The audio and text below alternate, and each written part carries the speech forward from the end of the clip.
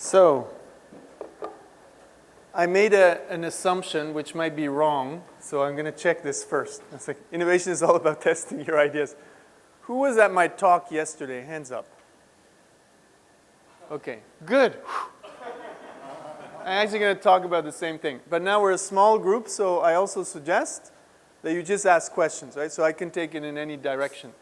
But let me first learn about you here. I'm kind of high up looking down on everybody. Who of you has innovation in your job title? Hands up. Okay, so a lot of you. Who of you have nothing to do with innovation or are not interested in innovation? Hands up. Then you're probably in the wrong room. That's all I know. So I'm going to talk about innovation. And again, just ask questions that are relevant to you also. I just want to show you some funny statistics, actually very sad statistics, but they're still kind of funny. So if you look at here, and this is complicated, but all you need to know is these numbers is how many companies rank innovation as a top 3 priority. So you see, for a very long time, a lot of companies say, oh, innovation is a top 3 priority, and we're very, very high now. So that's interesting.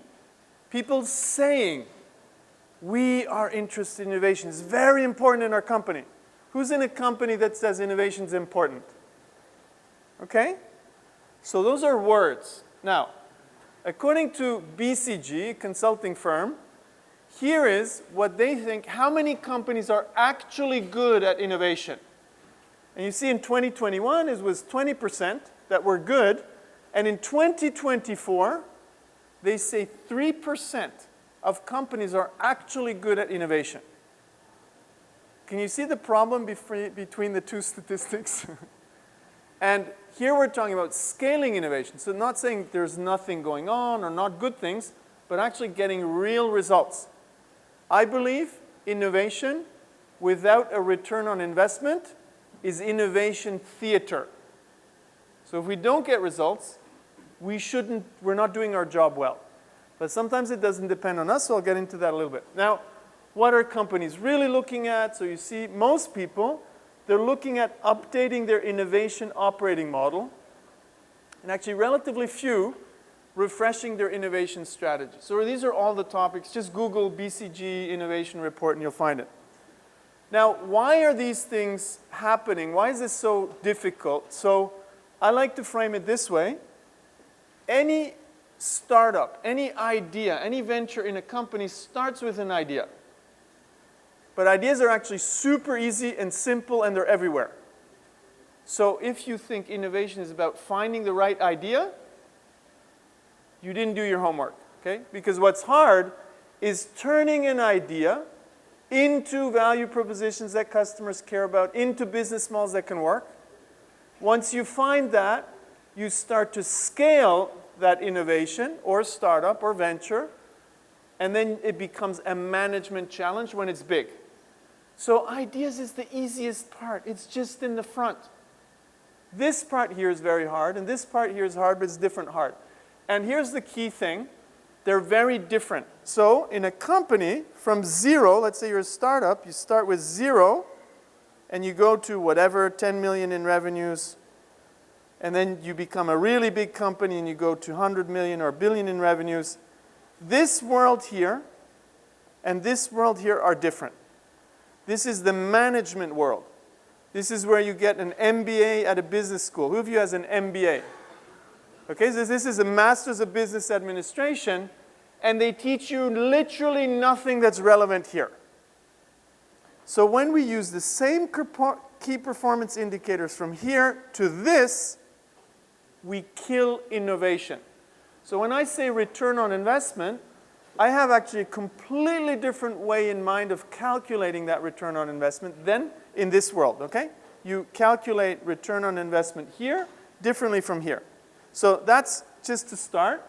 The words I'm going to use, I'm going to call this explore, and I'm going to call this exploit. They're both hard, but they're different hard. But what's really important is to understand is how are they different?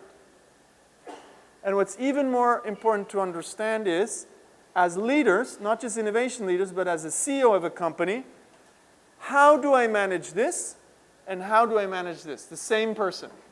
And if you're in innovation, you probably live in this world, but you have a lot to do with this world. Who of you is struggling to get the buy-in of this world? It's hard, right? So this here needs to be a bridge, and there needs to be peace. So if any of you call yourselves a rebel or a pirate, you're doing a bad job. Because historically, what do we do with rebels and pirates? Innovators used to like to call themselves rebels and pirates. What do we do with rebels and pirates? Historically. Well, that's in a civilized place. They used to actually just kill them and hang them, right? So, do you want to be a pirate? So then people say, yeah, but you know Steve Jobs, with the pirate flag. He got fired from his own company. Then he came back. It's a different story because then he understood how to actually manage this. Okay, so how are these worlds different?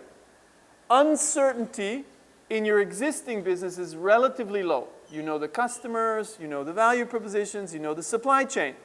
So here you can plan and execute. Here business plans make sense. Over here, if we look at this side, when you truly have a new idea, you do not know if it's going to work. So it's unpredictable. Now, what do people traditionally do in a business when they want money from the CEO? They show a PowerPoint. They say, this is going to work. And then the company invests 10 million, 100 million. And what happens? It goes up in flames and nobody cared, and we just burnt a lot of money. Who of you has seen that? We invest in one great idea and it doesn't work. Who's ever seen that in your company? Because that's the wrong way to do it. So here we test and iterate fast, and now here it's even more important. This is the big one. You invest in a different way. Here you analyze a business plan, you analyze the beautiful spreadsheet you have, and you invest after analysis. It's quite big amounts of money because it's predictable. On this side, since you don't know if it's going to work, you invest in many projects, small amounts of money. And you only invest follow-up investments if teams can show evidence. Okay? What it also means is you need to be willing to kill projects. So any company that is unable to kill projects, they're not good at allocating capital. Who of you is in a company that has a hard time killing projects, even if you know they're not going to work? It's because we apply this approach. We can't kill it, we invested. Well, that's a bad idea, okay? Because you're just going to waste more money. Now, what does that mean for our management behavior? Here we can ask, are we on time? Are we on budget? Is it going as planned? But in innovation, since you don't know if it's going to work, you don't look at on time, on plan. You look at what you learned. You see the difference? So these two worlds, they often clash if you do not have the right system in place, the right governance. Who of you, a lot of you, most of you have innovation in your job title. Have your companies really worked on governance? Not just, the innovation process with the ideas, but the governance top down. That's actually the thing where innovation fails most. There's process and there's governance. Innovation is bottom up, but to make innovation happen, you need to create the system, okay? So we'll get into that a little bit. So that's kind of just the foundation. Why is innovation so hard in existing companies? It's harder because in a startup, all you do is this. And in an established company, you have this part here with antibodies that's trying to kill this part very often. Because people over here will say, but I want those dollars because I can give you more growth in the next year. And these people here are just putting up sticky notes. They're talking about design thinking. What the heck? So some of you are like laughing, but So I'm making a joke, right? But often here there's a lot of good activity, but it doesn't scale. So it's not good enough to do ideations, hackathons, all of that stuff is not bad, but it's not enough, okay? At the end of the day, the only thing that matters is can you show return on investment? And the way you calculate is a bit different because you calculate return on portfolio. But I want to talk about three things very quickly, and I'm going to go back into some of these innovation myths. What are things we believe that are wrong? Then the innovation process, and then ideas are really just the starting point, okay? So, To start, we're going to do a competition. So pull out your phones. And since competitions are only fun when there's something to win, I brought Swiss chocolate, okay? Something you cannot buy in the supermarket here. It's called Sprüngli. Okay. Now, I have to see if I can switch. See if that's going to work. Good. Okay, excellent. Now, the faster you answer, the more points you get. Good? Are we ready? Just a second, right? It's Swiss chocolate. You know what you're competing for. Okay. Okay, good. Ready? I'll count to 5. 1, 2, 3, 4, 5. First question. The faster you answer, the more points you get. The hardest part of innovation is to select the best ideas. Is that true or is that false? If you have 10 ideas, the hardest part is to select the one idea up front. I get that question a lot from CEOs. Alex, I have 10 projects that I could do. Which one do I do? I said, so 12 people did not listen to me in the first 10 minutes. Okay, or they just don't believe me, that's fine. Ideas are the easiest part. Don't waste time on ideas. Idea competitions are BS. Let me repeat that. And if you pay, money to buy idea management platforms, you're wasting a lot of time and energy. What you really want to do is figure out how you bring an idea to a value proposition into a business model. Okay, make sense? So, ideas are easy. And we'll go into the process in a bit. I'm getting a little bit chatty, so I'm talking too much. Then, next question. Innovation requires technology and R&D capabilities. So we can only innovate if we have a technology and R&D department or really good at R&D. What do you think? So, this is an interesting one. Good, okay. So, very good innovators in the room. Innovation is about creating value for customers and creating value for your company, right? Really simple. And it may or may not use technology. So I'm going to give you some examples, but when you say technology, and when you say innovation, a lot of people immediately think R&D, technology, product. But it's way more, okay? So this is a good one. So you seem to be quite in tune with that myth is not correct. Last one for the first round. So we're going to do 3 questions and 3 questions at the end. Innovation is not expensive in the early phases. Is that true or is that false? Innovation is not expensive in the early phases, okay, when you start. What do you think? So, let's see. Okay, great. 14 people believe it's about money. It's not about money. Yes, you need time, so that you need time of people. That costs money. But it's not really expensive. With a small team, you can go really far. When you scale ideas, that's when it gets expensive, okay? And we're going to get into that in a second. So, let's see who wins the first box of chocolate. This is the halftime report. Halftime report. Magi, okay. See, that's because you read the book, right? So, good. Where are you? Oh, here you go. Can you catch? Let's see. Here we go. Okay, better, right? It's less dangerous. Okay, so applause for Magi. Come on. Okay. I see you're all jealous, so we're not going to clap. So let's have a look at this. I'm going to give you these 3 myths. So we talked about this a little bit already. Innovation is all about the perfect idea. So again, I get CEOs who ask me, Alex, I got 10 ideas. Which one do I invest in? What do you think my answer is? You don't know. So what do? You invest in all 10. Oh, it's going to cost too much money. Small amounts of money. So within 12 weeks, you have evidence which ones you kill and which ones you keep, okay? Now, let me also show you that very often the first idea is completely wrong. Sometimes it fails, but even when it succeeds. So, who of you has ever had an Nespresso coffee? Okay? You've seen George Clooney promote Nespresso, right? So, when they launched this machine, the inventor, this was an R&D person from the research department, he used the Nestle business model, business to business, selling the machines to restaurants and hotels. Nobody wanted a machine. Nobody wanted a machine. So they had to bring that guy back to R&D, and they hired a new CEO who came from a consumer goods company, and with trial and error, he came up with this new business model, selling the machines through retail and selling the pods through direct channels. Selling the machines through retail and locking the customer in. So for a very long time, they were locked in.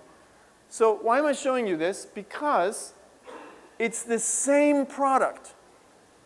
You see what I mean? The same product with one business model they were failing. They changed the business model with the same technology, the same product. They changed the business model and they succeeded. So it's all about iterating until you succeed, and sometimes you can't, you just kill the project, okay? Which they almost did. Who of you has heard of Amazon, the Kindle Fire phone? Okay? They couldn't even sell it for $1, I think. Nobody wanted one. But here's what's interesting. There was some technology in the Kindle Fire phone. One of them was voice control. And you probably know that Amazon didn't succeed with this. They wasted a lot of money. But what came out of this was Alexa in the Amazon Echo. As a consumer adoption, this was very successful. From a profit point of view, not so much, okay? But they had success by iterating. So when people ask Jeff Bezos, why didn't you ever fire the team behind Kindle Fire phone? He said, we wasted so much money, we learned so much, I'm not going to fire the people who ran the most expensive experiment in the company. And they came up with some stuff that really worked, okay? So what's really powerful at Amazon is they have a culture of experimentation where you can fail in innovation, not in building warehouses, okay? Last example is kind of a funny one. Do you know, who of you was on YouTube the last maybe 24 hours or so? Last week, okay? You know that it started as a dating site? So you were just on a dating site the last 24 hours. Actually, they started as a dating site, and then they realized there are many more people who are interested in general video purposes, so they pivoted to become a video sharing website. Pretty impressive, right? So they listened to customers. Now, this was by accident. Now the whole question is, how can we do this by design? How can we iterate by design? So that's the first myth. Second myth, innovation is about technology. Let me show you that's not the case, because there's so many things we can do. And I'll show you 3 historic examples. First one is Disney. And we kind of forget that when Disney launched the theme parks, they didn't know if it was going to work. Think of it. It's pretty crazy, right? They were making movies. How the heck could you invest in theme parks? That then became a flywheel where everything they would put in the movies, and then they would buy new brands for new movies, that would go back to this. So that was a pure, kind of value creation innovation that built a flywheel into the business model. Next one, Nintendo Wii. Who of you has ever played with a Nintendo Wii? Okay? Now, you're not hardcore gamers, because when they launched this, the whole industry was saying this is not going to work, because the console was technologically inferior to the Xbox and to the Sony PlayStation at the time. Technologically inferior. Bad performance from a processing point of view, bad graphics. How can you succeed with inferior technology? Well, they targeted a different segment, casual gamers like yourself, to play fun games. What that also meant is, because the technology was so cheap, that they could build an extremely profitable business model. So you can succeed with inferior technology. Isn't that interesting? Who of you has ever thought of, oh, innovation could be winning with inferior technology? We always think innovation is about more technology. In this case, it's quite the contrary. Off-the-shelf technology, okay? Now, the last one, I will show you an example with technology, completely different angle.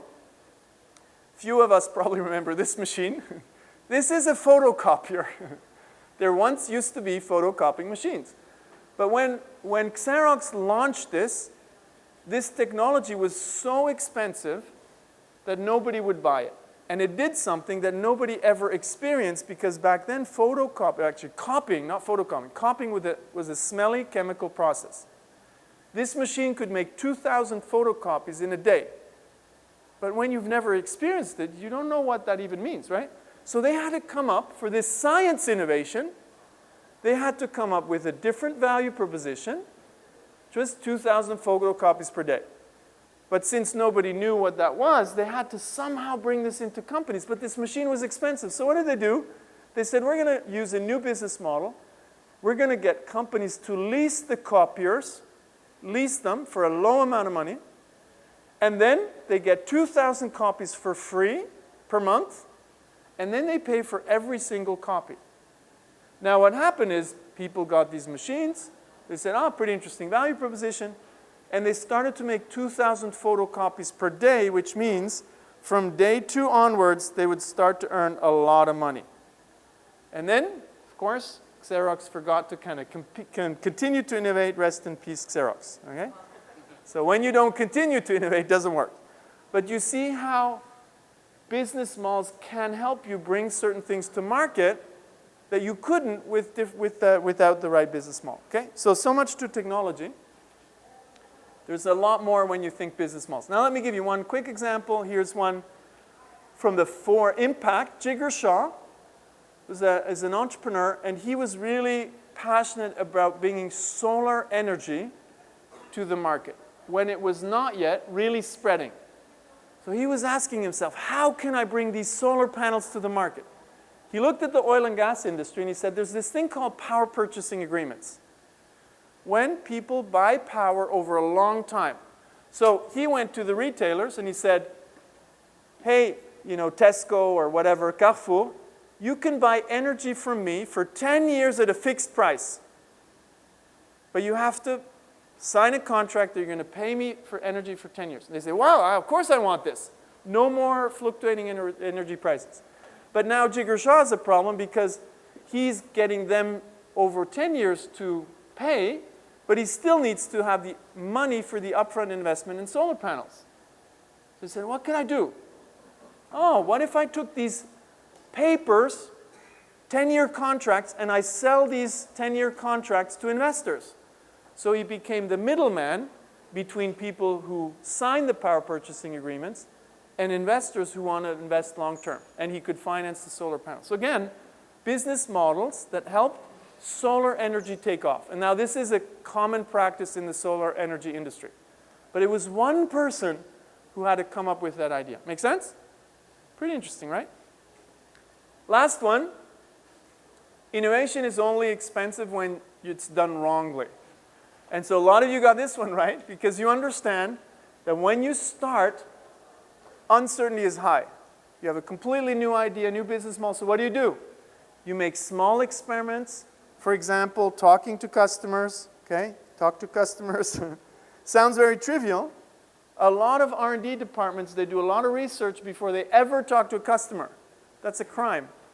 And then only later should you start to build something. People tend to build stuff way too quickly because they associate building with testing. Testing is understanding jobs, pains, and gains, and then value propositions, and then business models, okay? Now, let me show you a video by one of the most famous investors in Silicon Valley that says, it's not just that you need to start with small amounts of money. If you start with too much money, what's the risk? If you give a team in your companies, if you give a team $1 million, what are they going to do?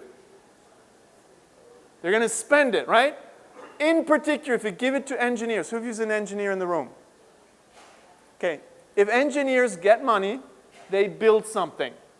It's a law of nature, okay? You should laugh now, but it's okay. There are too many engineers in the room. So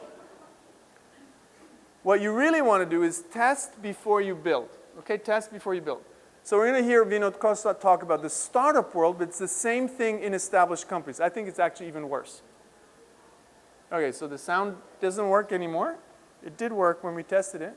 Can we have somebody kind of helping with oh, maybe that was me. Can we, no? And the reason I want to show you this video is simply because in the venture capital community, this is starting to become real and people understand it. In companies, we still put too much money into a single project. The more money you raise, the more people you hire, and the more you start executing on your initial plan, as opposed to saying, this is my first guess, and every 2 or 3 months I'm going to change my plan, and I'm not going to start executing, I'm going to start discovering my plans. Much easier to do when you have small amounts of money, not a high burn rate, not a lot of risk. And so I generally say people who raise more money reduce their probability of success because of this factor.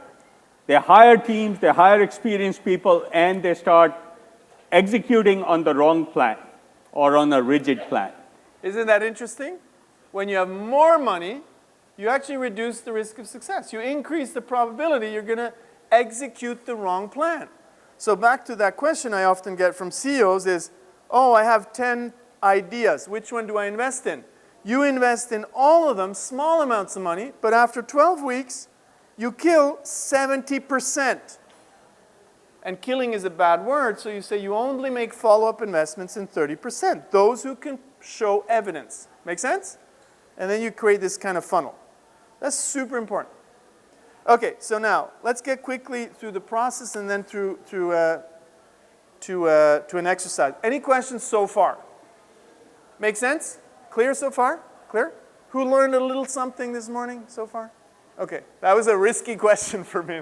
You're in innovation, right? So now, everything I'm showing, we know it because we've done this with hundreds of companies, and I can tell you we failed a lot, but now we know how it works. So the process of innovation, there are two big tasks.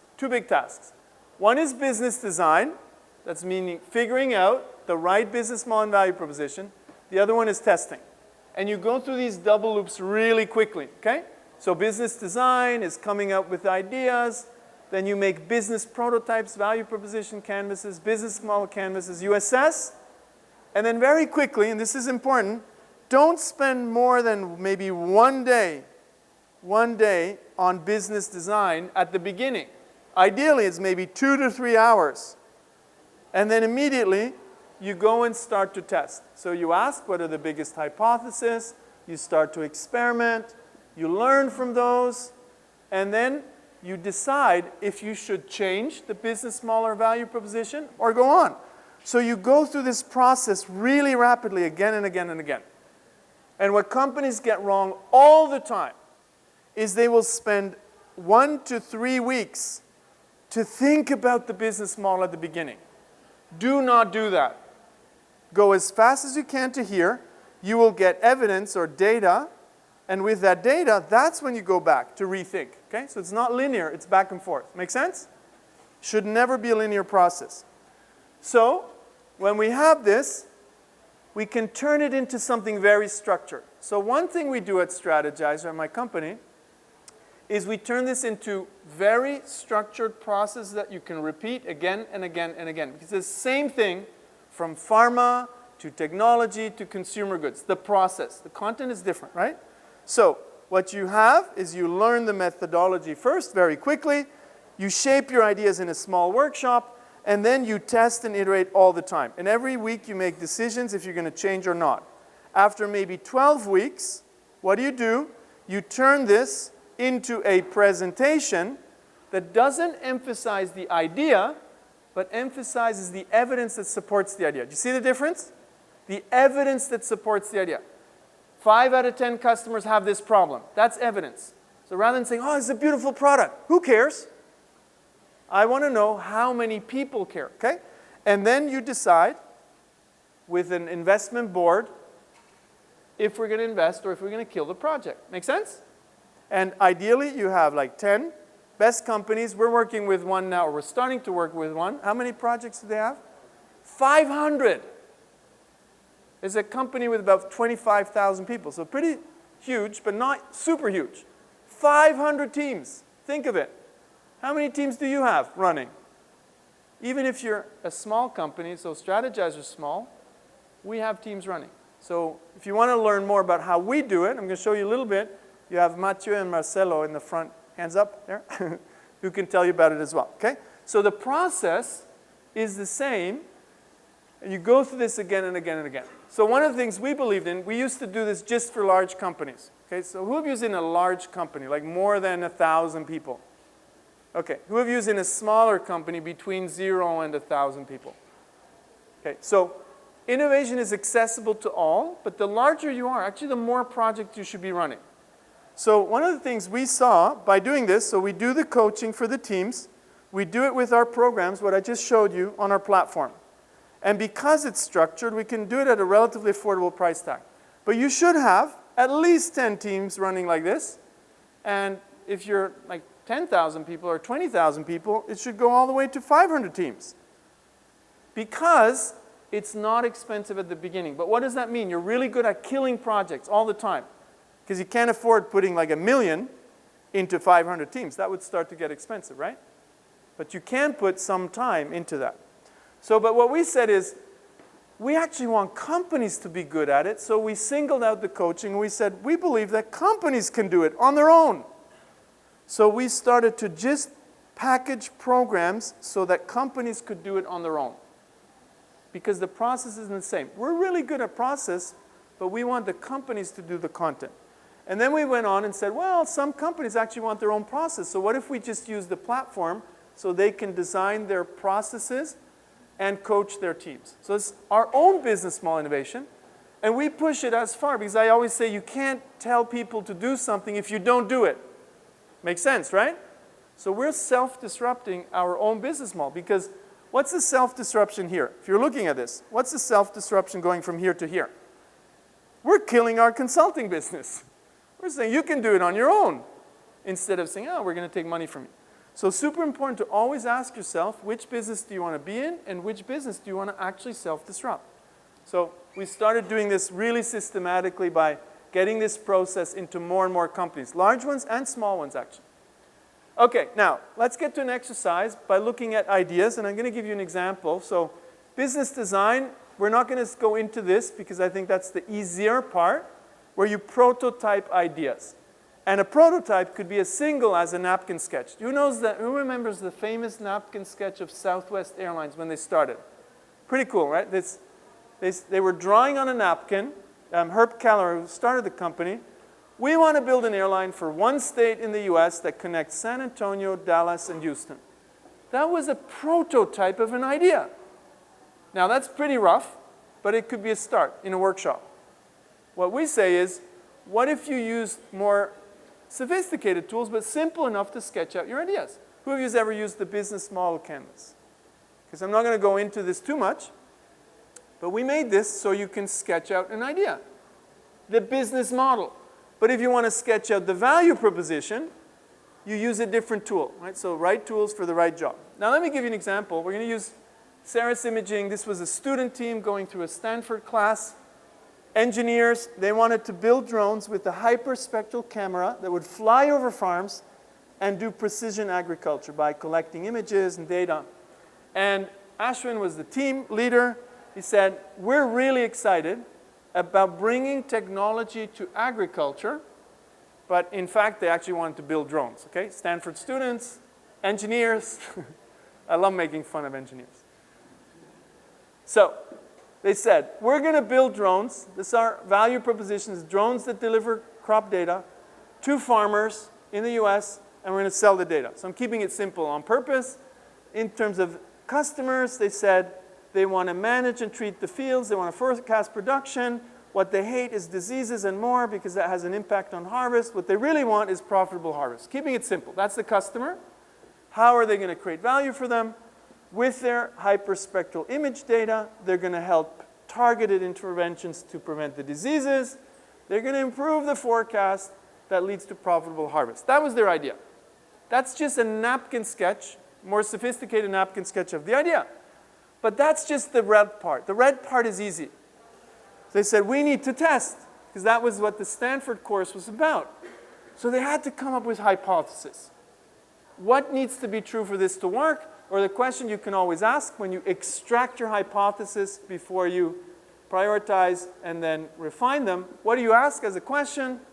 You ask, it's going to be our exercise, what do we need to learn?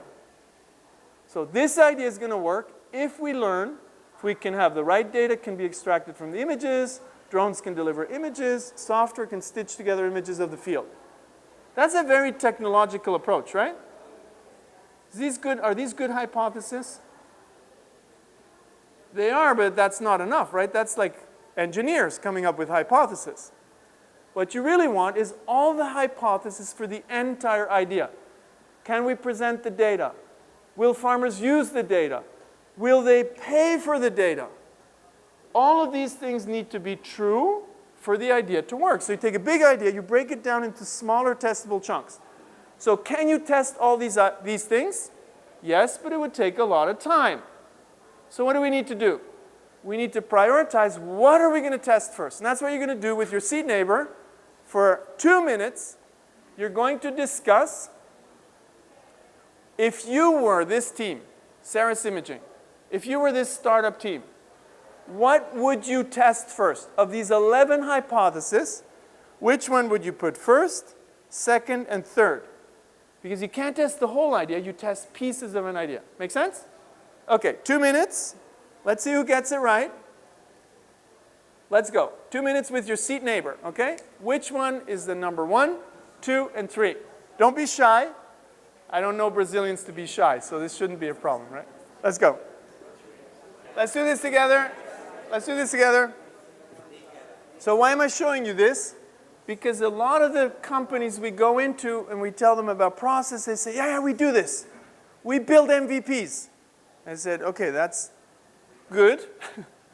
But that's a technological approach. So this team, they actually said, we're going to go for drones. We're going to test that first, that we can deliver the images. We're going to test the data, and then we're going to test that we can build the software.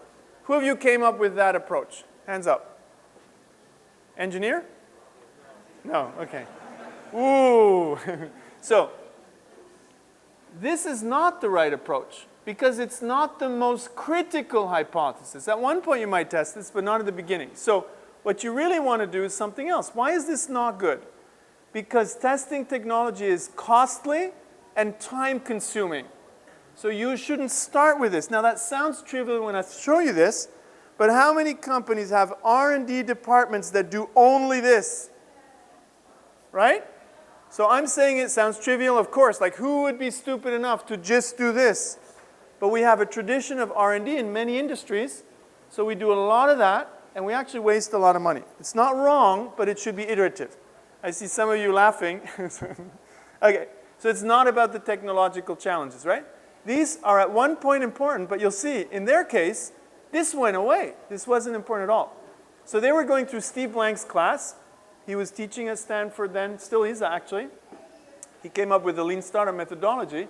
And he told his students in his very diplomatic or undiplomatic way, guys, these were just guys in this case, this is not an engineering class, okay? The prize is to build a business. So when you're thinking hypothesis, you have 3 to 4 types of hypotheses. Do customers want it? Can we build it? And can we make the business model work profitably? These are very different hypotheses. Now, they were focused on feasibility, but what they really should have been focused on is desirability.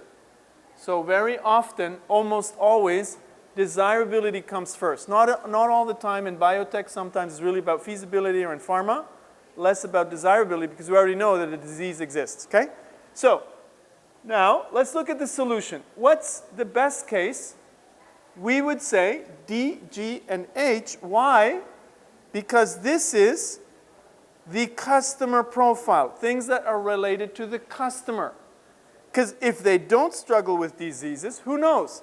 If they don't want to forecast their production, if they are not interested in data, then all of this doesn't matter. Technology doesn't matter if none of these apply, okay? So this is more fundamental. If you take all of it, you kind of start with customers, and then the second thing here would be the value proposition, okay? Value proposition canvas. And then you have aspects of the business model here as well. Are they willing to pay? And technology comes last. Now here's an interesting thing that happened. They went to talk to farmers, and the farmers said, why do you want to build drones?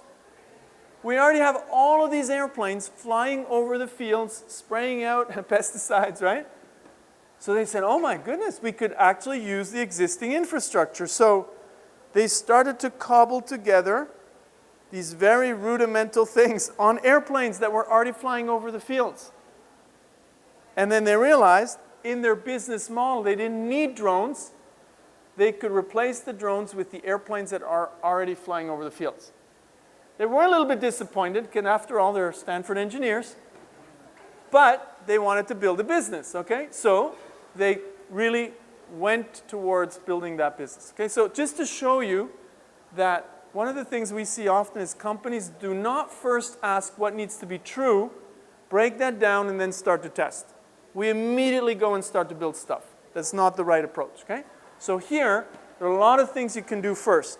Now afterwards, of course, there is a moment where you look at many, many different experiments. So you start with these kind of interviews and so, but then you do start to build at one point.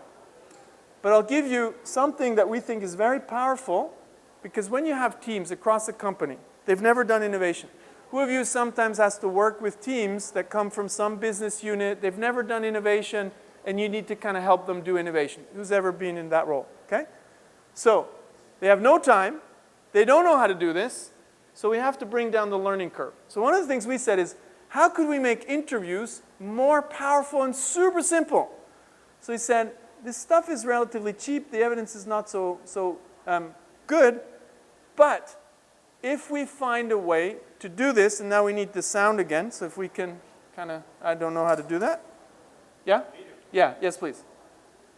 So if we have a pre-structured way, and we use the customer profiles that they've already done in the workshop, wow, that would be powerful. So we use these customer profile interviews. Let me see if I can make this work. Customer profile discovery interviews. Okay, so you've just mapped out a customer profile, and it looks something like this. The problem is, many or maybe even most of the sticky notes are just assumptions, right? How do you know if any of these assumptions are accurate? Well, what you need to do is test the circle, and one of the quickest and cheapest ways to do this is through customer discovery interviews. Steve Blank is the inventor of modern entrepreneurship education, and he always says you need to get out the building and speak to people. You can do this physically or virtually by having a video conference call with your customers. In the interview, what you'll do is two things. Introduce the person you're interviewing to the three dimensions of the customer profile: the jobs to be done, the pains, and the gains. Then ask them to provide feedback and help co-create and validate the customer profile with you. There are four main things you need to ask them. Which stickies would you eliminate because they don't apply? Which stickies would you add because they're missing? What would you change because it's not quite right? And what are your top three most important sticky notes? Adding labels and color coding your customer profile during the interview will help you track changes as you go along. Start with the customer jobs. If something doesn't apply, it's killed, and change the color of the sticky to red. If an element is added, use a blue sticky note. If an element is changed or modified by the interviewee, make the sticky note purple. Lastly, identify the top three jobs to be done. Then do the same for the pains and the gains. So it will look something like this. But feel free to create your own color coding. Okay, so why am I showing you this like deep down in the weeds of the methodology? This is very detailed. Because when you systematize this and you give it to teams in a structured way, they don't have to learn anything. You make this during a workshop, you put it in front of customers, and within an hour you have great feedback, and you do this 10 times, which should be, that's what the team does in the first week, you have a brilliant way to start. You have the speed of a startup. So we package all of this so that it becomes easier. Make sense? So all of these things, companies try to reinvent the wheel, they take all these books and theories, and we do it again and again and again, when it's the same thing. So super powerful to do this in a structured way, but don't reinvent the wheel. So let's fight for the last piece of chocolate. Okay? So you now actually have a target on your back. Majid. So see if you're going to keep that chocolate. You can. I have more boxes here. So let me switch. So now the questions are going to go really to innovation understanding, how the process kind of works. So, and then I think we have some time maybe for Q&A. I'm going to be around for a little bit more. Ready? Okay. The faster you answer, the more points you get. Let's test your innovation knowledge. The first question is, which statement is true? Which statement is true? A great business plan is a prerequisite for a great venture. Large initial investments make it easier to succeed. Good and bad ideas are hard to distinguish in the early phases of the process. This is almost too easy for you guys, right? Okay, like 4 people still do not believe me. Business plans are the death penalty of innovation. They maximize the risk of burning money. Why don't you just give the money to me? You're going to burn it anyway. So this doesn't work. In innovation, it's a great execution tool. This, remember, and maybe you got the button right, I hope. When you give teams too much money, they're at risk to build stuff. They don't test. Now, I'm not dogmatic. If you want to build and you take the risk, that's fine. But you need to know you're taking more risk. This here, super important, and we actually need to admit it. So sometimes we don't admit it, and then CEOs think, why is this idea not working? Well, because it's innovation. You can't predict. Okay, next one. Here, we're about confidence. How do you know if an innovation project is going to work? Which one should give you most confidence? Large-scale interviews and surveys, a strong spreadsheet with great numbers, experiments where you get people to do something, like click on a button, sign up with emails, or pay something, the opinion of the highest paid person in the room. Okay, I'm happy to see that nobody did this one. Yesterday at the conference, there were literally 20 people or so that clicked on this one. Probably all CEOs. So, I landed a good joke. One for an hour is pretty good. So this is not true. Like, the more interviews you do, it's still what people say. So instead of just asking more people, you want to do different types of experiments. We didn't really go into this. Getting them to do something, a prepayment, or like in B2B, you can have them sign some kind of form or so. You want to get people to do something. That gives you more confidence. Okay. Last one. This one is framed in a way that makes it complicated. Brain gymnastics. Which statement is wrong? Okay? Which statement is wrong? Hypotheses make the risk of an idea explicit. Business plans really don't matter for innovation projects. You can see I have a vendetta against business plans.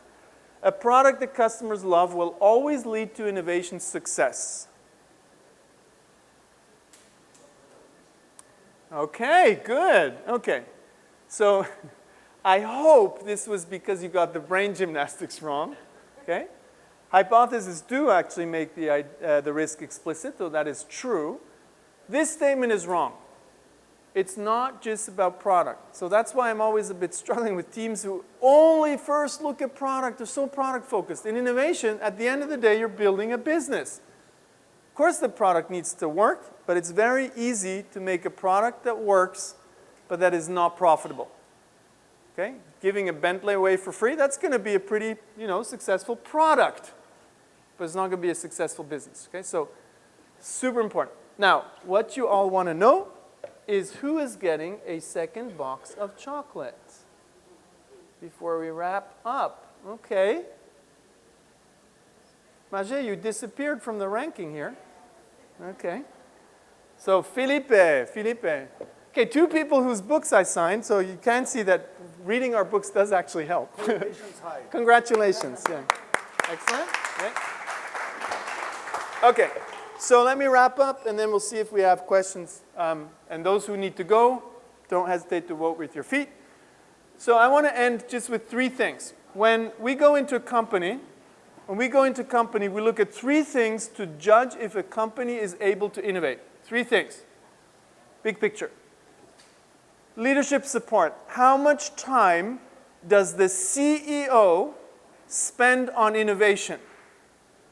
Our rule of thumb is it should be at least 40%. I like to use red. 40%. If it's less than 40%, innovation is unlikely to really happen at scale. Efficiency innovation, improving processes, yes, but new products, new business models, no. Second one, does innovation have power? Is it in the top of the org chart? If your office, you have innovation in your title, if your office has no windows, that's not a good sign. Another super bad joke, right? But so, the best companies that are good at innovation, they give innovation power. It's actually less about money. Money's not the biggest challenge, it's power. And the third one is the ability to kill projects. So what we like to say, if you can't kill 9 out of 10 projects, you have bad capital allocation. But what else? If no project gets killed and you do innovation, there's a huge pressure to succeed because you can't fail, right? And if you can't fail, what are you going to do? You're going to either hide failure or you're going to play it safe. You will never get innovation if you're not constantly killing projects, but in a way that it feels safe, right? Psychological safety.